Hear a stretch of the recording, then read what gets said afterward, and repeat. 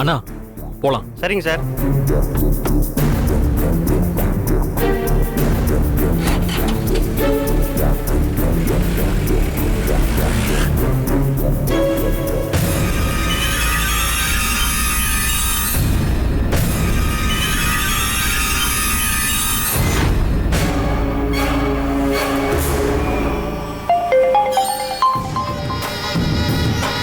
சொல்றா. அண்ணே, அசோக் கார்ல ஏறி வீட்டுக்கு கிளம்பிட்டானே. சூப்பரா. நாம அனுப்புன கார்ல தானே ஏறி இருக்கான். ஆமாண்ணே. டேய், அந்த அசோக்னால என் மொத்த சொத்தும் போயிடுச்சு. அது மட்டும் இல்லாம 1 மாசம் ஜெயிலுக்கு வேற போயிட்டு வந்திருக்கேன். நான் ரிலீஸ் ஆன அன்னைக்கு நான் ஜெயிலுக்கு போக காரணமா இருந்த அந்த வக்கீல் அசோக்க போட்டு தள்ளணும்டா.